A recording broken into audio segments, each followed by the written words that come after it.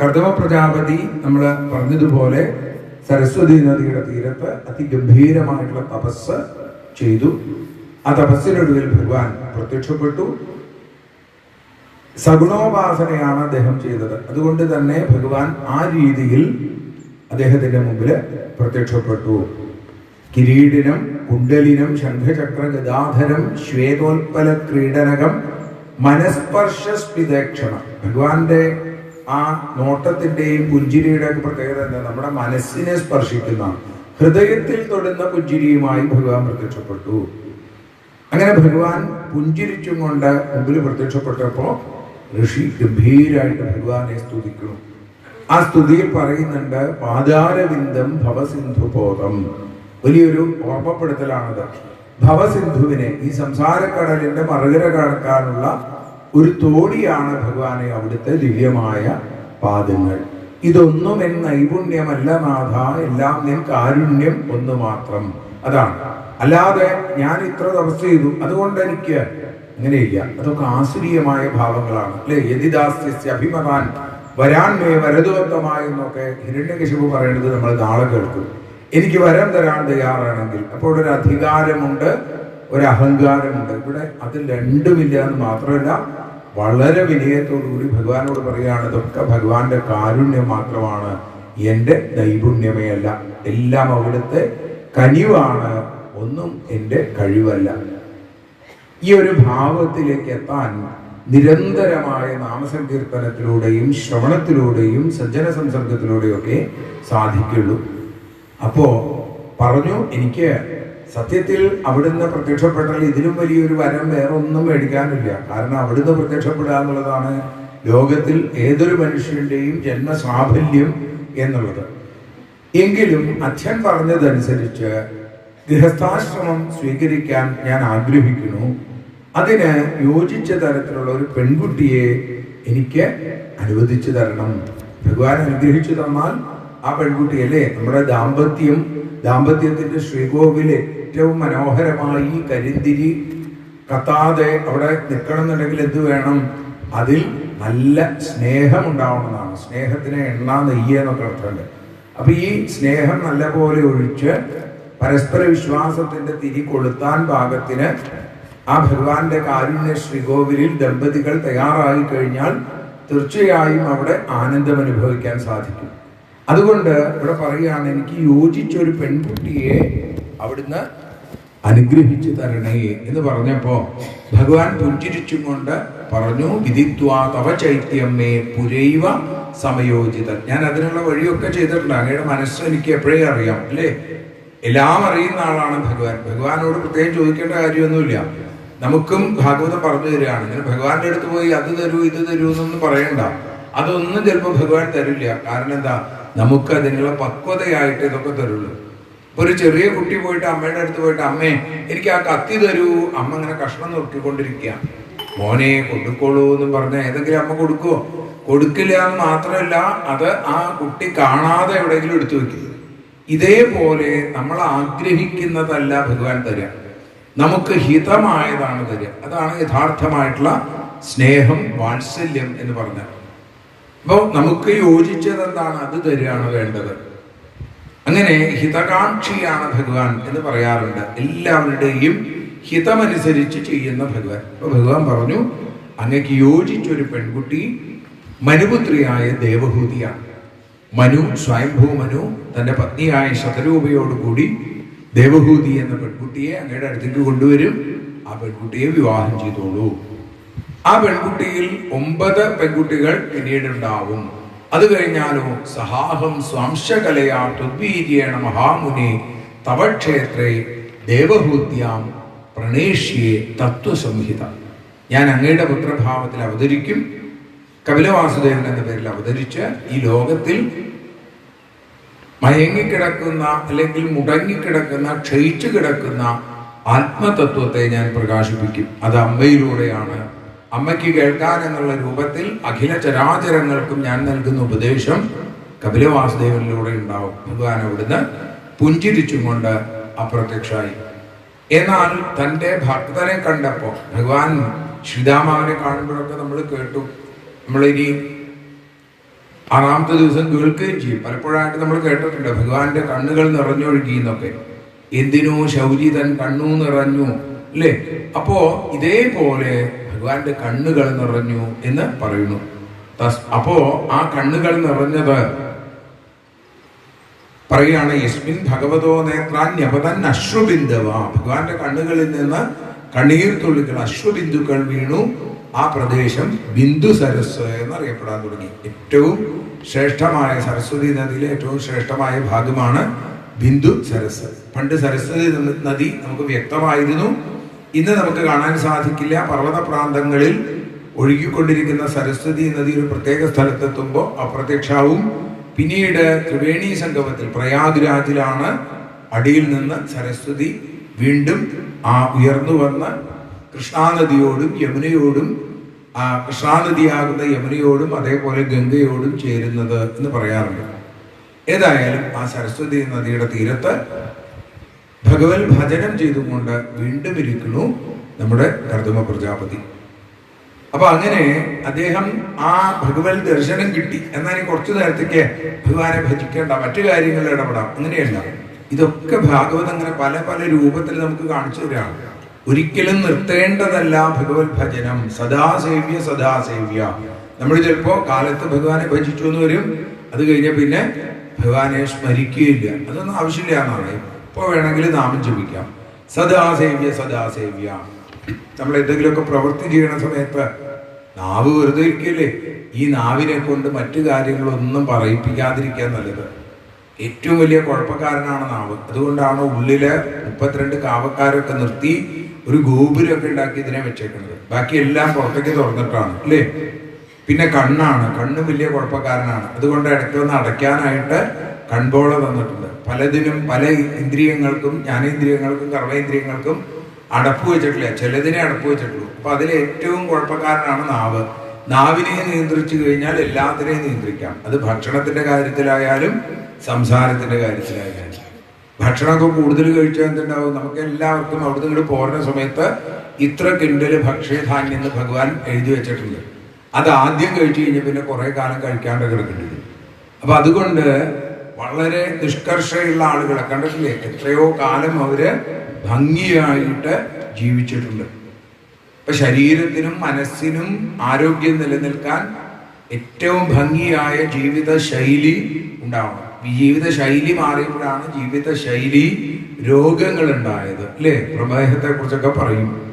അപ്പോ നമ്മളെല്ലാവരും മിക്കവാറും ആൾക്കാർ ഒരു 50 വയസ്സൊക്കെ ആകുമ്പോഴേക്കും, ഞാനടക്കം, അല്ലേ, PSCയിലെ മെമ്പർഷിപ്പ് എടുത്തിട്ടുണ്ടാവും, ഇല്ലേ? പ്രഷർ, കൊളസ്ട്രോൾ, ഷുഗർ, ഈ 3 ഏതെങ്കിലും ഒന്നെങ്കിലും. അപ്പൊ ഇങ്ങനെയാണ്. അപ്പൊ പറയുകയാണ് ഈ കർദമ പ്രജാപതി അങ്ങനെയല്ല. അദ്ദേഹം ഭജനം കഴിഞ്ഞ് ഭഗവത് ദർശനം കിട്ടി, വീണ്ടും അദ്ദേഹം ഭജിക്കാൻ തുടങ്ങി. നാരദൻ മനുവിന്റെ അടുത്ത് പോയി കാര്യങ്ങളൊക്കെ അവതരിപ്പിച്ചു. അങ്ങയുടെ ആ മധ്യമപുത്രിയായ ദേവഹൂതിക്ക് ചേർന്ന ആള് കർദമ പ്രജാപതിയാണ്. ഒരിക്കലും ചോദിച്ചില്ല എവിടുത്തെ രാജാവാണെന്ന് ചോദിച്ചില്ല മനു. കാരണം എന്താ? അവിടെ ആ വിദ്യയ്ക്കും ഭഗവത് ഭജനത്തിനുമാണ് പ്രാധാന്യം ഉണ്ടായിരുന്നത് എന്ന് കാണിക്കുന്നു. അപ്പോ അങ്ങനെ ഭഗവാനെ ഭജിക്കുന്ന കർദമന് തന്നെ തന്റെ മകളെ വിവാഹം ചെയ്തു കൊടുക്കാൻ തീർച്ചപ്പെടുത്തി. മനു തന്റെ പത്നിയായ ശതരൂപയോടും പുത്രിയായ ദേവഹൂതിയോടും കൂടി ഈ ആശ്രമത്തിലേക്ക് വരികയാണ്. ആശ്രമത്തില് വരുമ്പോഴോ ഇദ്ദേഹം ഭഗവത് ഭജനം ചെയ്തുകൊണ്ടിരിക്കുന്നു. വളരെ ശാന്തനായി കണ്ണുകൾ അടച്ച് ആശ്രമത്തിലിരിക്കുന്നു. ആ ആശ്രമത്തില് ഭഗവത് ഭജനം ചെയ്തുകൊണ്ടിരിക്കുന്ന അദ്ദേഹം മറ്റൊന്നും കാണുന്നില്ല.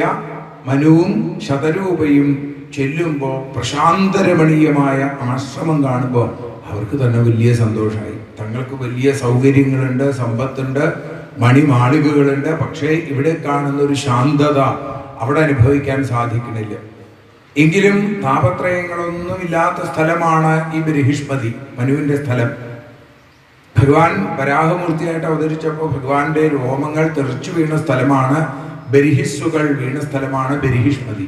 അപ്പൊ അതുകൊണ്ട് അവിടെയാണ് മനു താമസിക്കുന്നത്. ഇപ്പൊ കുറച്ചുകൂടി ആനന്ദം തോന്നുന്നത് ഇവിടെ തന്നെയാണ് തന്റെ മകൾ ജീവിക്കേണ്ടതെന്ന് അദ്ദേഹം ഉറപ്പിച്ചു. പക്ഷേ തങ്ങൾ മാത്രം തീരുമാനിച്ചാൽ അതുകൊണ്ട് കാര്യമില്ല. ആരുകൂടി അനുഗ്രഹിക്കണം? ഈ കർദമൻ കൂടി സമ്മതിക്കണം. അപ്പൊ കർദമൻ കണ്ണു തുറന്നു നോക്കുമ്പോൾ സ്വയംഭൂമനു പത്നിയോടും ഒരു പെൺകുട്ടിയോടും കൂടി അവിടെ വന്നു നിൽക്കണു. ഭഗവാൻ പറഞ്ഞ കാര്യങ്ങളൊക്കെ ഓർമ്മ വന്നു. മനു ചോദിച്ചു, അങ്ങയുടെ ആഗമന ഉദ്ദേശം എന്താണ് എന്ന് ചോദിക്കുകയാണ്. അപ്പൊ അദ്ദേഹം കാര്യങ്ങളൊക്കെ പറഞ്ഞു. എൻ്റെ മകൾ ഉത്താനപാദന്റെയും പ്രിയവ്രതന്റെയും സഹോദരിയായിരിക്കുന്ന ദേവഹൂതി ഭർത്താവിനെ വിവാഹം ചെയ്യാൻ ആഗ്രഹിച്ചുകൊണ്ട് ഭർത്താവിനെ കാക്ഷിക്കുന്നു. അങ്ങ് വിവാഹം ചെയ്യുന്നുണ്ടെങ്കിൽ അങ്ങയുടെ പത്നിയായാൽ കൊള്ളാം എന്ന് ഞങ്ങൾക്ക് താല്പര്യമുണ്ട്. അങ്ങ് ഗൃഹസ്ഥാശ്രമം സ്വീകരിക്കുന്നുവെങ്കിൽ എൻ്റെ മകളെ സ്വീകരിക്കും. അത് കേട്ട് കഴിഞ്ഞപ്പോൾ ആ അഭ്യർത്ഥന സന്തോഷപൂർവം കർദമൻ സ്വീകരിച്ചു. കർദമ പ്രജാപതി പറഞ്ഞു, അങ്ങയുടെ മകളുടെ സൗന്ദര്യത്തെക്കുറിച്ചും സൗശീല്യത്തെക്കുറിച്ചൊക്കെ ഞാൻ ഒരുപാട് കേട്ടിട്ടുണ്ട്. പണ്ടൊരിക്കൽ വിശ്വാവസു എന്ന ഗന്ധർവൻ വിമാനത്തിൽ നിന്ന് അങ്ങയുടെ മകളുടെ സൗന്ദര്യം കണ്ട് താഴെ വീണു എന്നൊക്കെ ഞാൻ കേട്ടിട്ടുണ്ട്. അപ്പൊ അതുകൊണ്ട് ആ പെൺകുട്ടിയെ വിവാഹം കഴിക്കാൻ എനിക്ക് സന്തോഷമേ ഉള്ളൂ. പക്ഷേ ഒരു ഉപാധിയോടുകൂടി മാത്രമേ വിവാഹം കഴിക്കാൻ പറ്റൂ. കാരണം എന്താ? അവിടെ പറഞ്ഞു, ഞാൻ ഈ വിവാഹം കഴിക്കുന്നത് ജീവിതകാലം മുഴുവൻ ഗൃഹസ്ഥനായിട്ടിരിക്കാന്ന് വിചാരിച്ചിട്ടാണ്. അല്ല, നമ്മളൊക്കെ അങ്ങനെയാണ്, ജീവിതകാലം മുഴുവൻ ഗൃഹസ്ഥനാണ്. എന്നാൽ മനസ്സിലെങ്കിലും ഒരു മാറ്റം വരണം എന്നൊക്കെ ഭാഗവതം പഠിപ്പിക്കുന്നുണ്ട്. മനുഷ്യന് 100 വയസ്സാണ് ആയുസ്സെങ്കിൽ അതിൽ ആദ്യത്തെ 25 വർഷം ബ്രഹ്മചാരിയായിരിക്കണം, അല്ലെങ്കിൽ അധ്യയനം നടത്തണം. രണ്ടാമത്തെ 25 വർഷമോ അവിടെയാണ് ഗൃഹസ്ഥരായിട്ടിരിക്കേണ്ട സമയം. ഇനി അതില്ലെങ്കിൽ നേരിട്ട് വാനപ്രസ്ഥത്തിലേക്കും സന്യാസത്തിലേക്കോ പോവാം. ഗൃഹസ്ഥനായിരിക്കുന്നതോടൊരു തെറ്റുമില്ല. മറ്റ് 3 ആശ്രമങ്ങളെയും വേണ്ട പോലെ സംരക്ഷിക്കുന്നത് ഗൃഹസ്ഥനാണ്. അങ്ങനെ ഗൃഹസ്ഥനായിരുന്ന പുത്രോത്പാദനത്തിലൂടെ വംശവർദ്ധനവ് നടത്തി ലോകത്തിൽ ആ പ്രജാസൃഷ്ടി ബ്രഹ്മാവിന്റെ അനുഗ്രഹം കൊണ്ട് ചെയ്ത് 50 വയസ്സായി കഴിഞ്ഞാൽ പതുക്കെ വാനപ്രസ്ഥത്തിലേക്ക് കടക്കുക. അങ്ങനെ വാനപ്രസ്ഥം എന്തിനുള്ള തുടക്കമാണ്? സന്യാസത്തിലേക്കുള്ള വഴിയാണ്. പതിയെ പതിയെ പതിയെ ഓരോ കാര്യങ്ങളെ ഉപേക്ഷിച്ചുകൊണ്ടിരിക്കുക. ആഗ്രഹങ്ങളിൽ നിന്ന് പതുക്കെ പതുക്കെ വിടുതൽ നേടുക. എല്ലാത്തിലും ആഗ്രഹം അതിങ്ങനെ കുറയണം. അത് കുറയ്ക്കാൻ നമ്മളുടേതായിട്ടുള്ള പ്രത്യേകമായിട്ടുള്ള ശ്രമം വേണം. അങ്ങനെ കുറയണമെങ്കിൽ എന്ത് വേണം? മറ്റ് പലതിലും ആഗ്രഹം വേണം. അല്ലാതെ പൂർണ്ണമായി ആഗ്രഹം ഇല്ലാതെയാവില്ല. നിഷ്കാമമായി എന്നൊക്കെ പറഞ്ഞാലും നമ്മുടെ ഉള്ളിൽ കാമം ഉണ്ടാവും. അപ്പൊ എന്ത് ചെയ്യാം? ആ ആഗ്രഹങ്ങളൊക്കെ, ഇപ്പൊ ടൂറ് പോകണം എന്ന ആഗ്രഹമാണ് ഒരാൾക്ക്, എപ്പോഴും ടൂറ് പോകണം എന്നൊരു കാര്യം ചെയ്യാം. അതൊക്കെ തീർത്ഥാടനമാക്കി മാറ്റുക. അപ്പൊ ടൂറ് പോകുക എന്നുള്ളത് നടക്കും. അതോടൊപ്പം തീർത്ഥാടനത്തിന്റെ പുണ്യം കിട്ടും. പതിയെ പതിയെ പതിയെ ഇത്തരം യാത്രകൾക്ക്, ആത്മീയ യാത്രകൾക്ക്, സത്സംഗങ്ങൾക്ക് താല്പര്യം വന്നു ചേരും. ഇനി അതല്ല, മറ്റൊന്നിലാണ് താല്പര്യം. ഒരാൾക്ക് പാട്ട് കേൾക്കാൻ വലിയ താല്പര്യം. പാട്ടുകളൊക്കെ, ഭഗവാന്റെ പാട്ടുകൾ എത്ര മനോഹരമായിട്ടുള്ള പാട്ടുകളുണ്ട്. അതിങ്ങനെ എപ്പോഴും കേട്ടുകൊണ്ടിരിക്കുക. ആത്മീയത ആ ആധുനികതയുമായി ചേർത്ത് വെക്കാനൊക്കെ സാധിക്കുക. മൊബൈലില്ലാതെ ജീവിക്കാനേ പറ്റില്ല. അപ്പൊ എന്ത് ചെയ്യാം? മൊബൈലില് ഭഗവത് സംബന്ധിയായിട്ടുള്ള കാര്യങ്ങളൊക്കെ കേൾക്കാം. പണ്ടൊക്കെ പഴയ കാലത്തെ ആളുകളൊക്കെ എത്രയോ കാതം നടന്നിട്ടാണ് ഭഗവത് ഭജനം ചെയ്തിരുന്നത്. അല്ലെങ്കിൽ ഇപ്പൊ ഒരു സപ്താഹം നടക്കേണ്ട, ഒരു പ്രഭാഷണം നടക്കണമെങ്കിൽ എത്ര ബുദ്ധിമുട്ടായിരുന്നു. അതുകൊണ്ട് തന്നെ കാലത്ത് 6 മണി മുതൽ വൈകുന്നേരം 6 മണിയാകുമ്പോഴേക്കും നിർത്തും. കാരണം ആളുകൾക്കൊക്കെ തിരിച്ചു പോകണം. രാത്രി ഇതേപോലെയുള്ള സൗകര്യങ്ങളില്ല, വണ്ടിയില്ല, വെളിച്ചമില്ല, വഴിയില്ല. അപ്പൊ അങ്ങനെ പല ബുദ്ധിമുട്ടുകളുണ്ട്. ഇന്ന് അങ്ങനെയല്ല. ഇനി സപ്താഹത്തിന് അവിടേക്ക് പോകാൻ സാധിച്ചില്ലെങ്കിൽ തന്നെ അവരവരുടെ മുറിയിൽ, ശീതീകരിച്ച മുറിയിൽ ഇരുന്നു കൊണ്ട് കൈവിരലൊന്ന് ഞെക്കി കഴിഞ്ഞാൽ നമുക്കിതൊക്കെ കാണാനും അനുഭവിക്കാനും ആസ്വദിക്കാനും കേൾക്കാനും ഒക്കെ സാധിക്കും. പക്ഷെ നമുക്ക് ഇതിലേക്ക് താല്പര്യം വരുന്നില്ല. അതാണ് പ്രശ്നം.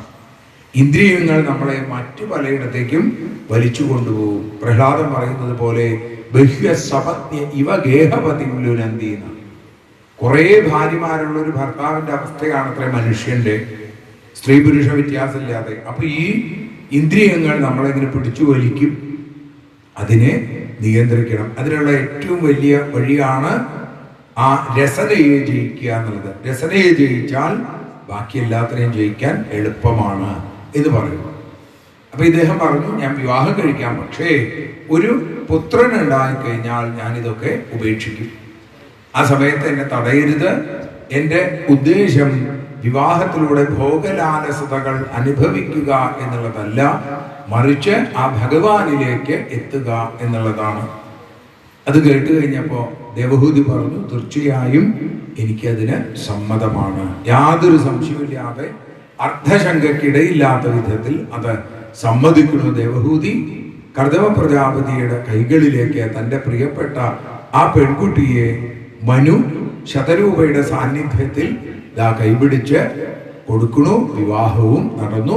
അവരവരുടെ സ്ഥലങ്ങളിലേക്ക് തിരിച്ചുപോയി. വളരെ ലളിതമായിട്ടുള്ളൊരു വിവാഹം നടന്നു. നമ്മുടെ രീതിയിലൊക്കെ എത്രയാണ് വിവാഹം ഗംഭീരാക്കാൻ നോക്കൂ. ഈ മന്വന്തരത്തിന്റെ ആദ്യത്തെ മന്വന്തരത്തിന്റെ അധിപനായിരിക്കുന്ന മനുവിന്റെ മകളുടെ വിവാഹം നടന്നത് അത്രയും ശാന്തമായിട്ടാണ്, അത്രയും ലളിതമായിട്ടാണ് എന്ന് പറയുന്നു. അങ്ങനെ വിവാഹം കഴിഞ്ഞിട്ടോ പിതൃഭ്യാം പ്രസ്ഥിതേ സാധ്വി, അവരൊക്കെ പോയി കഴിഞ്ഞപ്പോ ഈ പെൺകുട്ടി പതിമിംഗിത ഗോവിതമാണ്. ദേവഹൂതിക്ക് നൽകുന്ന, ഭാഗവതം നൽകുന്ന ഒരു ബഹുമതിയാണ് പതിമിംഗിത ഗോവിത. അങ്ങനെയാവണമെന്നാണ്. അതേപോലെ പത്നീമിംഗിത ഗോവിതനാവണം ഭർത്താവ്. ഭാര്യയുടെയും ഭർത്താവിൻ്റെയും ഇംഗിതങ്ങൾ, മനസ്സിലുള്ള ആഗ്രഹങ്ങൾ വരെ മനസ്സിലാക്കാൻ കഴിവുള്ളവരാവണം. അപ്പോഴാണ് ദാമ്പത്യം ഭംഗിയാവും. അങ്ങനെ നിത്യം പര്യചരൽ പ്രീത്യ ഭവാനീവ ഭവം പ്രഭും. ഭവനെ, സാക്ഷാൽ മഹാദേവനെ, നമ്മുടെ ഈ ക്ഷേത്രത്തിൽ മിന്നിത്തിളങ്ങുന്ന മഹാദേവനെ എങ്ങനെയാണോ പാർവതീദേവി പരിചരിക്കുന്നത്, അതേപോലെ ദേവി പരിചരിച്ചു. അങ്ങനെ കാലം മുന്നോട്ട് പോണു. യാതൊരു തരത്തിലുള്ള പരിഭവങ്ങളോ പരാതികളോ ഒന്നുമില്ലാതെ വിശ്രംഭേണ ആത്മശൗചേന ഗൗരവേണ ദമേനജ ശുശ്രൂഷയ സൗഹൃദേന വാചാ മധുരയാചഭു. വാക്ക് നന്നായാൽ തന്നെ, വാക്കിൽ മാധുര്യം ഉണ്ടെങ്കിൽ തന്നെ കുറേ നന്ന അല്ലേ. പറയുന്ന വാക്കുകൾ നന്നായി കഴിഞ്ഞാൽ ഭാര്യാഭർത്തൃ ബന്ധത്തിൽ ഏറ്റവും അവശ്യം പാലിക്കേണ്ടതാണ്. വാക്കുകൾ കുറയ്ക്കുകയാണ് നല്ലത്. പറയുന്ന വാക്കുകൾ നല്ല വാക്കുകളായിട്ട് പറയും. അല്ലെങ്കിൽ എന്തുണ്ടാവും?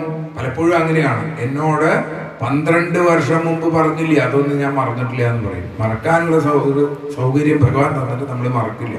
ഇങ്ങനെയൊക്കെ ഉള്ളിൽ വെച്ച് കിടക്കും. അപ്പൊ അതുകൊണ്ട് നല്ല മാധുര്യമുള്ള വാക്ക്, നല്ല പ്രവൃത്തി, നല്ല ചിന്തകൾ, ഇതൊക്കെ അത് നമുക്ക് മാത്രമല്ല നമ്മുടെ വരും തലമുറയ്ക്കും ഇത് വലിയൊരു ഉദാഹരണമായിട്ട് തീരും. അവരും ആ നിലയ്ക്കായി മാറിത്തീരും.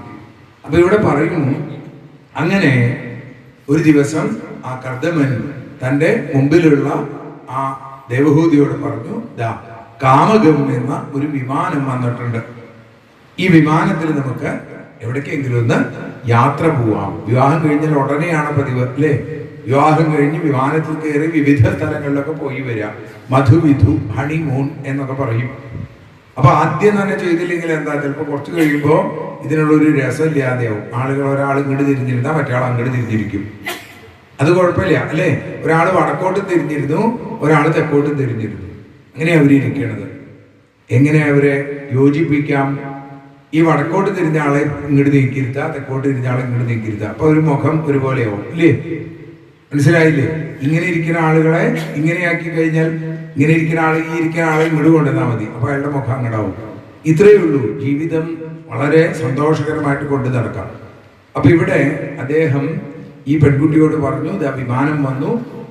എല്ലാ നിലകളിലും, നിരവധി നിലകളുണ്ട്, എല്ലാ സൗകര്യങ്ങളുള്ളതാണ്, ഉപരി വിന്യസ്തം. അങ്ങനെയുള്ള ആ സൗകര്യമുള്ള വിമാനത്തിന്റെ പ്രത്യേകത എന്താ? വെള്ളത്തിൽ കൂടെ പോകണമെങ്കിൽ വെള്ളത്തിൽ കൂടെ പോവാം, കരയിലൂടെ വേണമെങ്കിൽ കരയിലൂടെ പോവാം. ഇനി ആകാശത്തിലൂടെയാണ് പോകണമെങ്കിൽ, അതാണല്ലോ വിമാനം എന്ന് പറഞ്ഞാൽ അല്ലേ, ആകാശത്തിലൂടെയും പറക്കാൻ സാധിക്കും. എവിടെ വേണമെങ്കിൽ പോവാം. കാമം അനുസരിച്ച് ഗമിക്കാൻ സാധിക്കുന്നതാണ് കാമകം എന്നുള്ള വിമാനം. ഇതൊക്കെ കണ്ടിട്ടും, വളരെ മനോഹരമായിട്ടുള്ള വിമാനം കണ്ടിട്ടും ദേവിക്ക് ഒരു സന്തോഷമില്ല, ദേവഹൂതിക്ക്. കാരണം എന്താ? ശരീരം വല്ലാതെ ശോഷിച്ചിരിക്കണു. ഭർത്താവിനെ ശുശ്രൂഷിച്ച് വയ്യാതെ ആയിരിക്കണു. അപ്പൊ പിന്നെ എന്ത് ചെയ്യാം? ഭർത്താവിനോട് മറുത്തൊന്നും പറഞ്ഞില്ല. നേരത്തെ പറഞ്ഞില്ലേ പതിമിംഗിത ഗോവിത. അതേപോലെ തന്നെ തന്റെ ഭാര്യയുടെ മനസ്സ് അറിയാൻ കഴിവുള്ളവനായിരുന്നു കർദമൻ. അതുകൊണ്ട് കർദമൻ പറഞ്ഞു, നിന്റെ വിഷമം എനിക്ക് മനസ്സിലായി, ഒരു കാര്യം ചെയ്യൂ, ഈ വെള്ളത്തില്, ഈ ബിന്ദു സരസില് മുങ്ങി വരാനായിട്ട് പറയുന്നു. അത് കേട്ടപ്പോ വേഗം ആ സിദ്ധജലം നിറഞ്ഞ വെള്ളത്തിലേക്ക് ഇറങ്ങി ദേവഹൂതി മുങ്ങി ഉയർന്നതും അതിസുന്ദരിയായി മാറി. എല്ലാ അവയവങ്ങളും വേണ്ടതുപോലെയായി. ഇങ്ങനെ ഒരു കുളം ഉണ്ടെങ്കിൽ എത്ര നന്നായിരുന്നു അല്ലേ? ശരീരമൊക്കെ കാണുമ്പോൾ നമുക്ക് തോന്നാറുണ്ട്. അപ്പൊ അങ്ങനെ ചെയ്യണമെങ്കിൽ എന്ത് വേണം? തപസ് പോലെ ജീവിതം കൊണ്ട് നടക്കണം.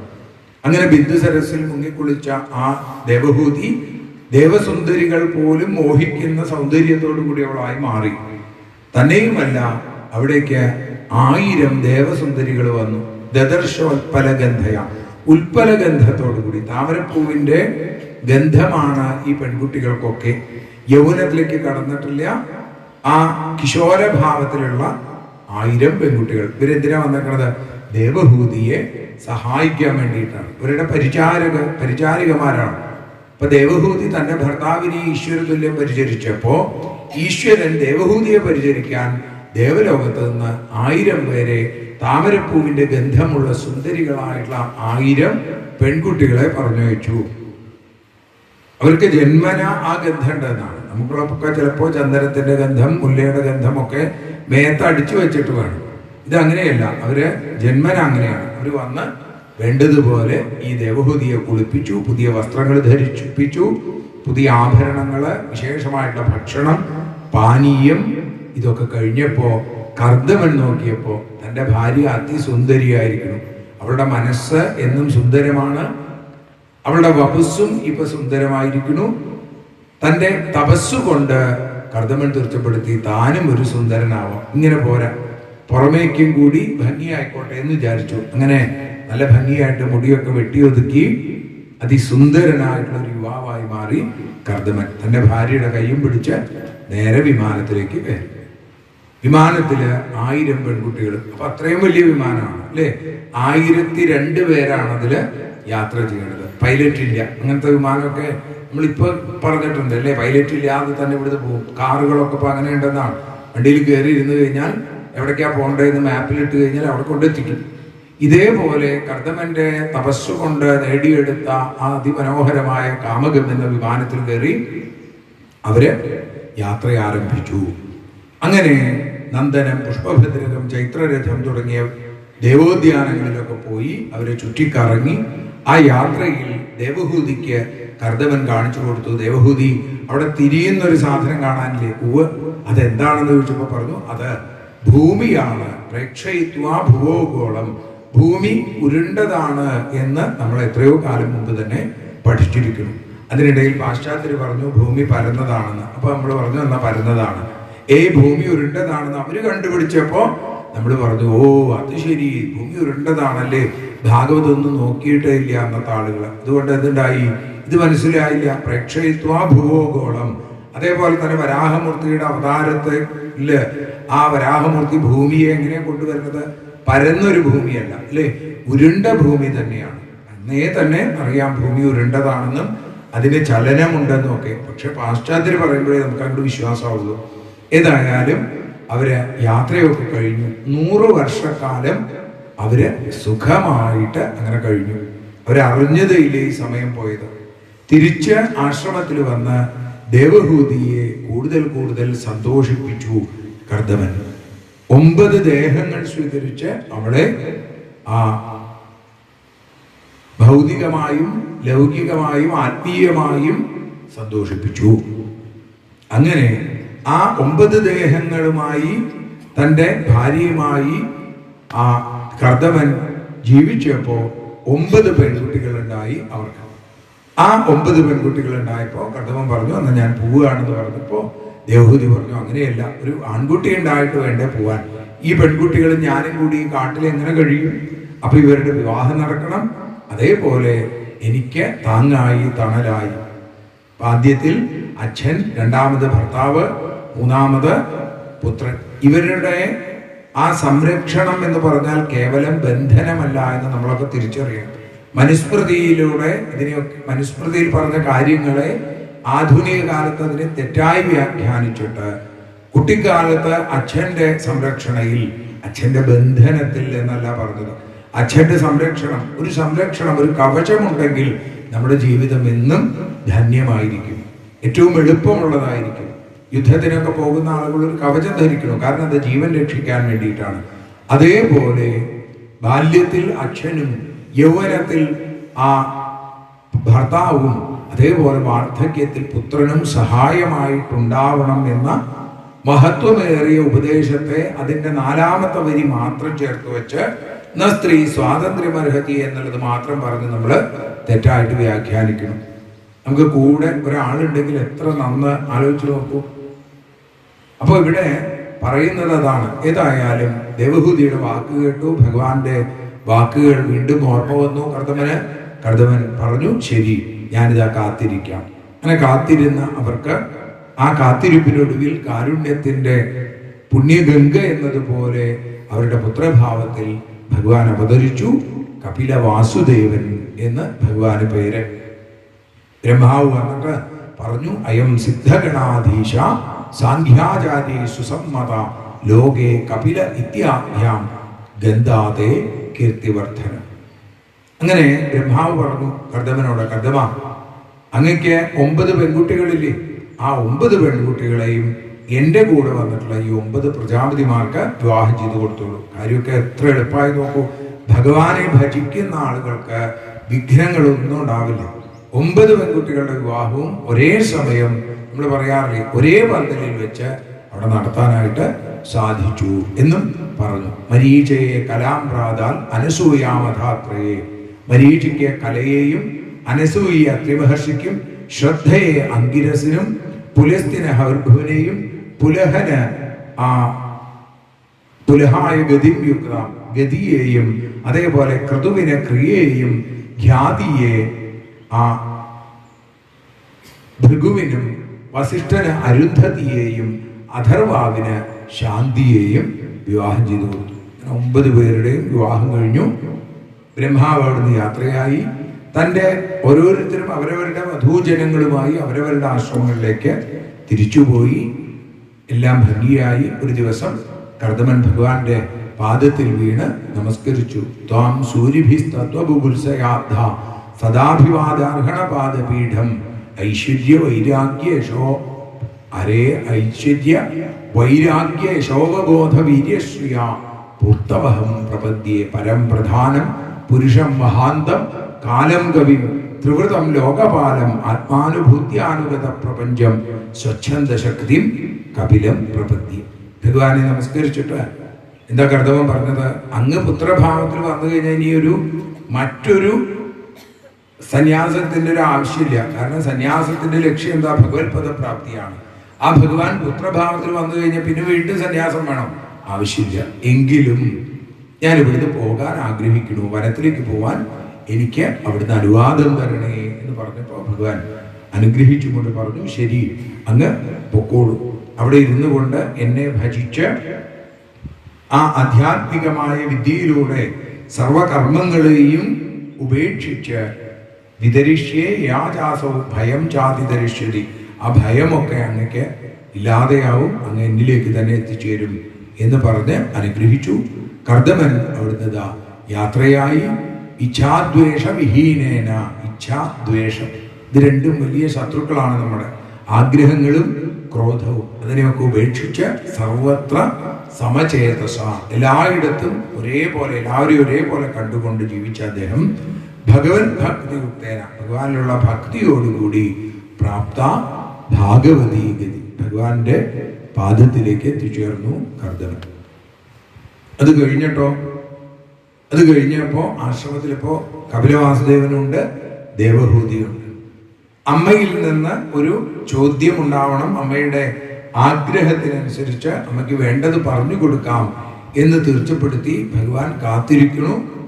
ഭഗവാന്റെ സങ്കല്പം പോലെ തന്നെ ദേവഹൂതി ഒരു ദിവസം വന്ന് ഭഗവാന്റെ കാക്കൽ വീണ് നമസ്കരിച്ചിട്ട് പ്രാർത്ഥിക്കുകയാണ്. തം ത്വാത് ഗതാഹം ശരണം ശരണ്യം സ്വഭൃത്യ സംസാരതരോ കുഠാരം ജിജ്ഞാസയാഹം പ്രകൃതേ പൂരുഷസ്യ നമാമി സദ്ധർമ്മവിദാം വരിഷ്ഠം. അപ്പൊ അങ്ങേ ഞാൻ നമസ്കരിക്കുകയാണ്. പുത്രഭാവത്തിലാണ് ഭഗവാനെങ്കിലും നമസ്കരിച്ചുകൊണ്ട് എന്താ പറഞ്ഞത്?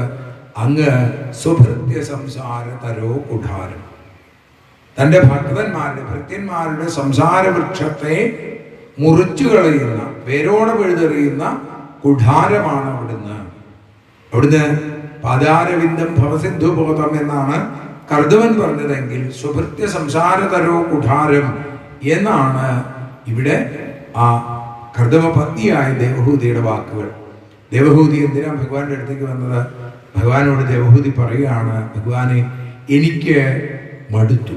ഇന്ദ്രിയങ്ങളെ കൊണ്ട് ഇന്ദ്രിയങ്ങളുടെ സന്തോഷത്തിന് വേണ്ടി ജീവിച്ച് മടുത്തിരിക്കുന്നു എനിക്ക്. എങ്ങനെയാണ് ഈ നരക ദുഃഖങ്ങളിൽ നിന്ന് രക്ഷപ്പെടാൻ സാധിക്കുക? അമ്മയ്ക്ക് വൈരാഗ്യം വന്നു. അപ്പോ അസത്തുക്കളായ ഇന്ദ്രിയങ്ങളെ തൃപ്തിപ്പെടുത്തി അതിൽ നിന്നുണ്ടാകുന്ന നരകത്തിൽ നിന്ന് എങ്ങനെ മോചനം നേടാൻ സാധിക്കും? നരകഗതിയല്ല, നാരായണഗതിയാണ് അമ്മ ആഗ്രഹിക്കുന്നത്.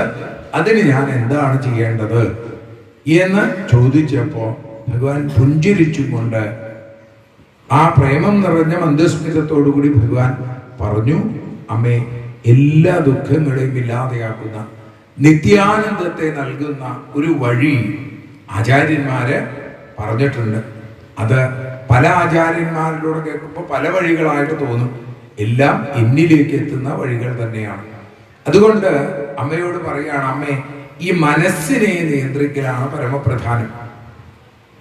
ഇനി ഏകാദശ സ്കന്ധത്തിൽ ഒരു ബ്രാഹ്മണൻ ഇതേപോലെ പറയും, മനഃപരം കാരണമാവനന്തി. നമ്മുടെ എല്ലാ ദുഃഖങ്ങൾക്കും കാരണം ഒരേ ഒരു മനസ്സാണ്. എന്ന് ഈ മനസ്സിനെ നമ്മൾ കണ്ടിട്ടില്ല.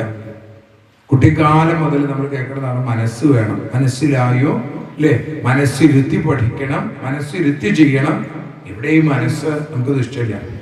പക്ഷേ ഈ മനസ്സുണ്ട് എന്നുള്ളത് ഉറപ്പാണ്.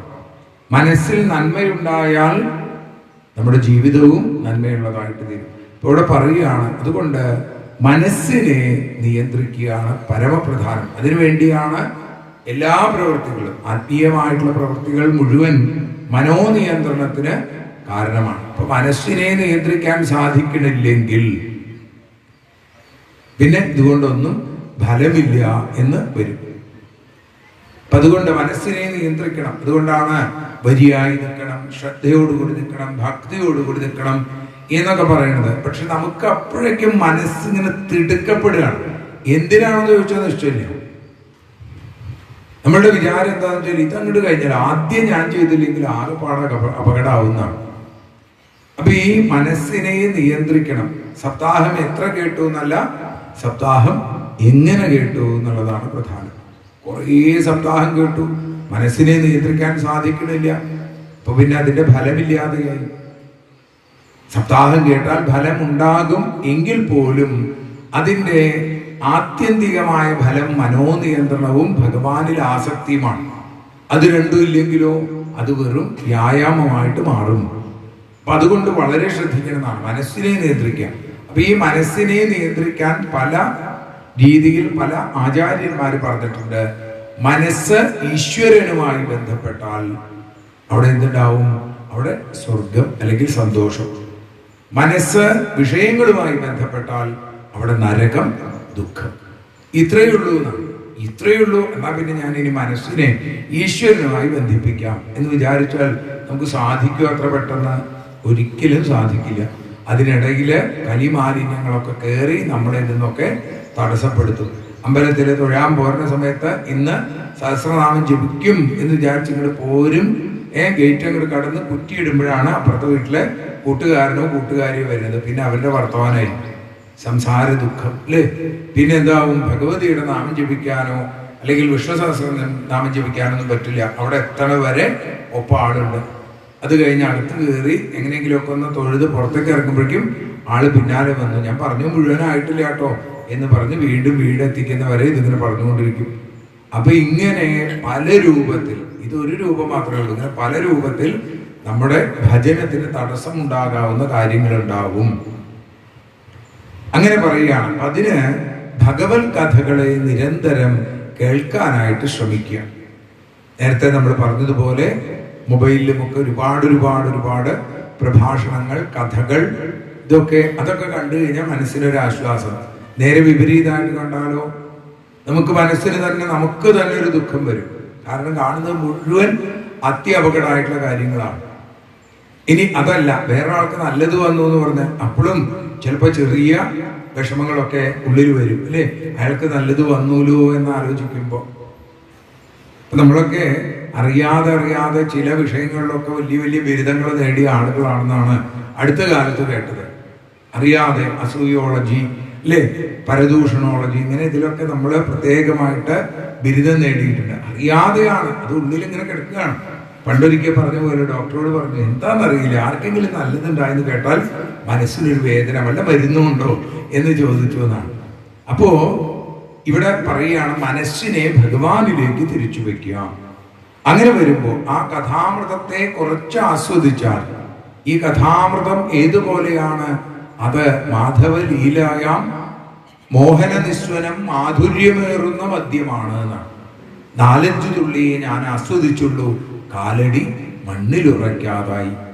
മറ്റു മദ്യങ്ങളൊക്കെ മതമുണ്ടാക്കുകയും നമ്മുടെ മനസ്സിനെ നശിപ്പിക്കുകയും ശരീരത്തെ തകർക്കുകയൊക്കെ ചെയ്യുമ്പോൾ, ഭഗവത് അനുഗ്രഹം ഭഗവാന്റെ കഥകളിലൂടെ വരുമ്പോൾ ആ സുരാപാനം നമ്മളെ ആ സുരേശ്വരനായ ഭഗവാന്റെ അടുത്തേക്ക് എത്തിക്കും. അപ്പൊ അതുകൊണ്ട് അങ്ങനെ കേൾക്കുക. നമ്മൾ പറയാറുണ്ട്, മത്സ്യത്തെയൊക്കെ വെള്ളത്തിൽ നിന്ന് പിടിച്ച് കരയിലേക്ക് ഇട്ടാൽ ഒരു പെട്ടക്കലുണ്ടാവും, അല്ലെങ്കിൽ ലഹരി പദാർത്ഥങ്ങൾ ശീലിച്ച ആളുകൾക്ക് അതില്ലാതെ വരുമ്പോൾ ഒരു വിഷമുണ്ടാവും. ഇതേപോലെ ആവണമെന്നാണ് നാമസങ്കീർത്തനത്തിലൊക്കെ. എനിക്ക് നാമം ജപിക്കാൻ കഴിയേണ്ട അങ്ങനെ വരുമ്പോ അതിനുവേണ്ടി തിരക്ക് കൂട്ടുന്ന, തിടുക്കപ്പെടുന്ന ഒരു മനസ്സ് ഉണ്ടാവണം. ഇത് പറയുകയാണ്, ഭഗവത് പ്രേമഭക്തി സ്വാഭാവികമായിട്ട് വന്നാൽ മാത്രമേ ഈ ഒരു തലത്തിലേക്ക് എത്താൻ സാധിക്കുള്ളൂ. കണ്ണടച്ചിരുന്നത് കൊണ്ടോ നെറ്റിയിൽ മുഴുവൻ കുറേ കുറികൾ വരച്ചത് കൊണ്ടോ നാരായണം കൊണ്ട് പുതച്ചത് കൊണ്ടോ ഈ ഭക്തി ഒന്നും വരില്ല. മറിച്ച് എപ്പോഴേ വരുള്ളൂ. ഇതൊക്കെ അതിന് ഉപരിപ്ലവമായിട്ട് ഉള്ളതാണ്. അതൊക്കെ അതിലേക്ക് നമ്മളെ നയിക്കുന്നതാണ്. ഇത് ദോഷമാണെന്നല്ല പറഞ്ഞത്. പക്ഷേ മനസ്സിനെ ശുദ്ധമാക്കുക എന്നുള്ളത്, മനസ്സ് ശുദ്ധമായോ എന്നറിയാൻ ആർക്കേ സാധിക്കുള്ളൂ? ഭഗവാനും പിന്നെ നമുക്ക് സാധിക്കുള്ളൂ. നമുക്ക് പോലും വ്യക്തമായിട്ട് അറിയില്ല, ഭഗവാനെ നല്ലപോലെ അറിയുള്ളൂ. എന്നാൽ വപുസ് ശുദ്ധമായോ എന്നുള്ളത് അടുത്തുള്ള ആളുകൾക്കൊക്കെ അറിയാം അല്ലെ? 2 ദിവസം കുളിച്ചില്ലെങ്കിൽ ഇവിടെ അടുത്തേക്ക് വരണ്ടെന്ന് പറയും. അപ്പൊ ശുദ്ധമല്ല എന്ന് നമുക്ക് മനസ്സിലാവും. അപ്പൊ ഇവിടെ പറയുകയാണ്, പിന്നീട് ഭഗവാൻ സാഖ്യയോഗത്തെ അമ്മയ്ക്ക് ഉപദേശിച്ചു. 2 എന്നുള്ളതില്ല എന്നും ഒരേ ഒരു 1 മാത്രമേ ഉള്ളൂ എന്നുമാണ് സാഖ്യശാസ്ത്രം, സംഖ്യയുടെ ശാസ്ത്രം നമ്മളെ പഠിപ്പിക്കുന്നത്. നേരത്തെ നമ്മൾ പ്രഥമ സ്കന്ധത്തിലും തൃതീയ സ്കന്ധത്തിലൊക്കെ പറഞ്ഞതുപോലെ പ്രകൃതി, മഹത്തത്വം, അഹങ്കാരം, അതേപോലെ 5 തന്മാത്രകൾ, 5 മഹാഭൂതങ്ങൾ, 5 ജ്ഞാനേന്ദ്രിയങ്ങൾ, 5 കർമ്മേന്ദ്രിയങ്ങൾ, അന്ധക്കരണം, അപ്പൊ 24ആയി. അതിനോടൊപ്പം ആത്മാവും ചേരുന്നു. അങ്ങനെ 25 തത്വങ്ങളാൽ നിർമ്മിതമാണ് ഈ ലോകത്തെ സകല വസ്തുക്കളും എന്ന് മനസ്സിലാക്കുക. അപ്പൊ ആ ഭഗവത് ചൈതന്യം ഉണ്ടെങ്കിൽ മാത്രമേ ഇതിനൊക്കെ ചൈതന്യം ഉള്ളൂ താനും. അപ്പൊ ഞാനും നിങ്ങളും അടങ്ങുന്ന ഈ ലോകം മുഴുവൻ ഭഗവാന്റെ സ്വരൂപമാ ചൈതന്യമുള്ളത് കൊണ്ട് മാത്രമാണ് നിലനിൽക്കുന്നത് എന്നും ദേഹം കേവലം അത് നശിക്കുന്നതാണെന്നും, അതുകൊണ്ടാണ് ദേഹത്തിന് ക്ഷേത്രം എന്ന് പേര് വന്നത്. ക്ഷീയതേ ഇതി ക്ഷേത്ര. അപ്പൊ ദേഹത്തിന് ക്ഷേത്രം എന്ന് പേരുന്നു. എന്നാൽ ഈ ക്ഷേത്രം, ഭഗവാന്റെ ക്ഷേത്രം, അത് ക്ഷയാത് ത്രായതേ ഇതി ക്ഷേത്ര. ഈ നമ്മളെ ക്ഷയങ്ങളിൽ നിന്ന്, ദുഃഖങ്ങളിൽ നിന്നൊക്കെ മോചിപ്പിക്കുന്ന ഇടമാണ് ആലയം, അല്ലെങ്കിൽ ആവണം എന്ന് പറയുന്നു. അപ്പൊ പറയുകയാണ്, ഈ ചൈതന്യം, ആ ചൈതന്യം മാത്രമാണ് നിത്യസത്യം. ഇതാണ് സത്യം പരം ധീമഹി എന്ന് പറഞ്ഞത്. പരമമായ സത്യം അതാണ്. ഇതിനെ തിരിച്ചറിയുക. അങ്ങനെ ജീവനും ജീവനായ ഭഗവാനെ ഭജിച്ചാൽ സംസാര ദുഃഖമില്ലാതെയാവും, നിത്യാനന്ദം അനുഭവിക്കാനായിട്ട് സാധിക്കും. അല്ലേ? ഇപ്പൊ എന്നിലും നിങ്ങളിലും ഒക്കെ ഒരേ ചൈതന്യമാണെന്ന് തിരിച്ചറിവുണ്ടായാൽ ഒരാളെയും നമുക്ക് നിന്ദിക്കാൻ തോന്നില്ല, ഒരാളെയും പ്രശംസിക്കാൻ തോന്നില്ല, ആരോടും വിദ്വേഷമില്ല, ആരോടും സ്നേഹവുമില്ല. അതിര് കടന്ന സ്നേഹമില്ല. നമ്മൾ മറ്റൊരാളെ സ്നേഹിക്കരുത് എന്നൊന്നും ഭാഗവതം പറയുന്നില്ല. പക്ഷെ ഇതൊക്കെ നശിക്കുന്നതാണ്, നശിക്കാത്തത് ഭഗവാൻ മാത്രമാണ് എന്ന തലത്തിലേക്ക് എത്തുക. പിന്നീട് ജ്ഞാനയോഗത്തെ കുറിച്ച് പറഞ്ഞു. എന്തുകൊണ്ടാണ് ഭഗവത് സ്വരൂപം നമുക്ക് ചൈതന്യമായി നിലനിൽക്കുമ്പോൾ ഭഗവാന് ഇല്ലാത്ത മായകൾ നമ്മളെ ബാധിക്കുന്നത് എന്ന് ചോദിക്കുകയാണ്. കാരണം ഭഗവാൻ തന്നെയാണ് നമ്മളെങ്കിൽ നമുക്ക് എന്തുകൊണ്ടാണ് ഈ ദുഃഖങ്ങളൊക്കെ വരുന്നത് എന്ന് ചോദിച്ചപ്പോൾ പറഞ്ഞു, അതിന് കാരണം മായയാണ്. ഭഗവാന്റെ തന്നെ ഒരു ശക്തിയാണ് മായ. ഈ മായയ്ക്ക് രണ്ട് തരത്തിലുള്ള ഭാവങ്ങളുണ്ട്: ആവരണ ശക്തി, വിക്ഷേപ ശക്തി. ഒന്ന് ഉള്ളതിനെ ഇല്ല എന്ന് കരുതുന്നത്, പിന്നെ യഥാർത്ഥമായി ഉള്ളതിനെ നമുക്ക് മനസ്സിലാക്കാൻ സാധിക്കാതെ വരുന്നത്. അതിന് പ്രധാന കാരണം എന്താ? ദേഹമാണ് താൻ എന്ന ബോധമുള്ളത് കൊണ്ടാണ്. എന്നാൽ ഉപബോധ മനസ്സിൽ നമുക്കറിയാം ഈ ദേഹമല്ല താൻ എന്ന്. എല്ലാവരോടും, കുട്ടികളോട് ചോദിച്ചു കഴിഞ്ഞാൽ പോലും, ചെറിയ കുട്ടികൾ പോലും അച്ഛനോ അമ്മയോ ചിലപ്പോൾ ആദ്യം ഒരിക്കൽ പറഞ്ഞു കൊടുത്തിട്ടാവും നമ്മളൊക്കെ ഞാൻ എന്ന് പറയുമ്പോൾ ഇവിടെയാണ് തൊടുക, അല്ലേ? നമ്മുടെ മാറിൽ ഇടത്തെ ഭാഗത്ത് ഹൃദയത്തിൽ തൊട്ടാണ് നമ്മൾ പറയുക ഞാൻ. നമുക്ക് എത്ര അവയവങ്ങളുണ്ട്, അല്ലേ? ഞാൻ എന്ന് പറഞ്ഞിട്ട് തലയിൽ തൊടാറില്ല, ഞാൻ എന്ന് പറഞ്ഞ് കാലിൽ തൊടാറില്ല, കയ്യിൽ തൊടാറില്ല. അപ്പൊ ഞാൻ എന്ന ആ ജ്ഞാനം ഉപബോധ മനസ്സിൽ നമുക്കുണ്ട്. അത് ആ ഹൃദയസ്ഥനായിരിക്കുന്ന ഭഗവാനെ തൊട്ടുകൊണ്ടാണ് ഞാൻ എന്ന് പറയുന്നത്. അപ്പൊ പറഞ്ഞു, ഈ ദേഹം ആണ് താൻ എന്ന് ചിന്തിക്കുമ്പോ സുഖദുഃഖാദികൾ, ദേഹത്തിനുണ്ടാകുന്ന ജനന മരണാദി ദുഃഖങ്ങൾ, ഷഡൂർമികൾ എന്ന് പറയും. 8 തരത്തിലാണ് ജനനം. അതേപോലെ അതിനിടയിൽ വളർച്ചയും ക്ഷയവും ഒക്കെ വരും. അങ്ങനെയുള്ള ഇതൊക്കെ ശരീരത്തിന്റെയാണ്, അത് ആത്മാവിന്റെയല്ല.